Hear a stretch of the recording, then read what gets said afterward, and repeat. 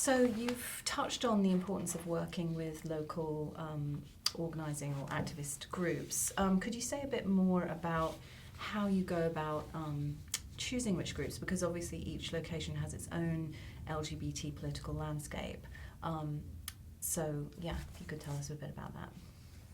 Yes, I mean, that's nothing is as simple as it seems, right? So the idea that you partner with local organizations or that get your direction from local organizations is never a simple issue, and neither should it be, because of course there are diverse voices, approaches, strategies in country that reflect different interest groups, perhaps different class interests sometimes.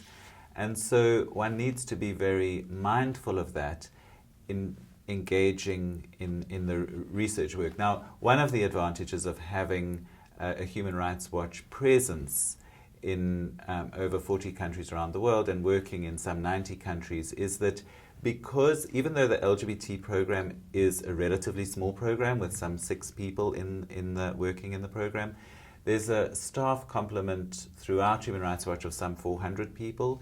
So we would rely on a country expert who also has a better sense of the landscape in which the different LGBT groups operate. So a first step in doing research would be to get that overarching sense of who the groups are, who they represent, and to avoid getting into a situation of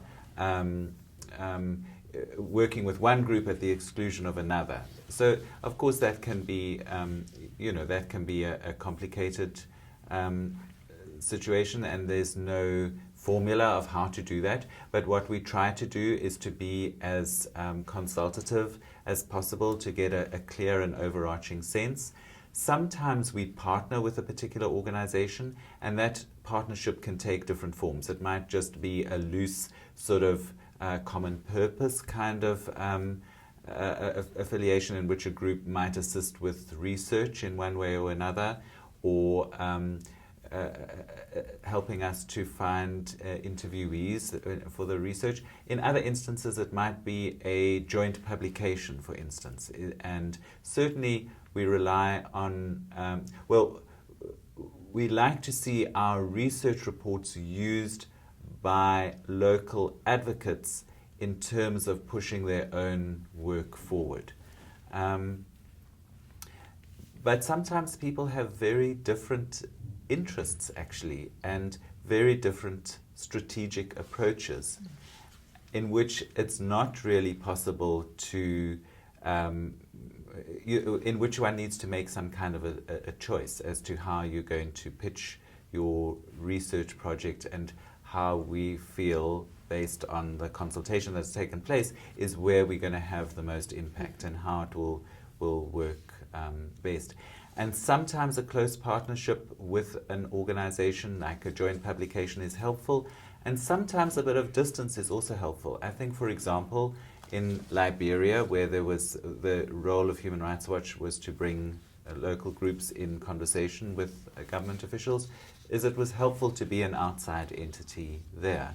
I think also in, say for example, in Jamaica, where we did a research report last year, it was also helpful there to be able to say things and to criticize certain policies and procedures, for instance, that had been put in place.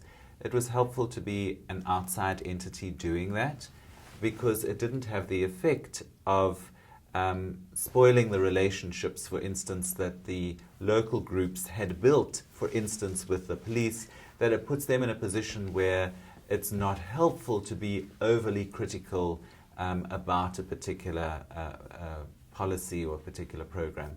So in some instances, the fact that we're an outside entity is helpful. It can also be helpful in terms of access to sort of international fora, or amplifying a voice of a local group onto a more in a more global, to have a more kind of global reach. So there can be advantages and disadvantages. It's always a complicated relationship to navigate. I think the key to it is just to be open about it, open about what we can and can't do, and to be sure that the expectations of the groups are clear and that there isn't a sort of misunderstanding about what we might or might not do, and to be clear about our strategy and our approach, and to keep in constant dialogue about what is appropriate or what is not appropriate.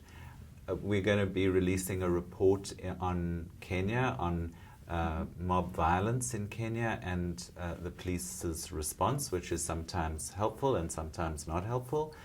And again, that is going to be a very low-key release, and that's because the organization that we're partnering with feel that too much publicity will be counterproductive. So we are responding to what that particular group feels.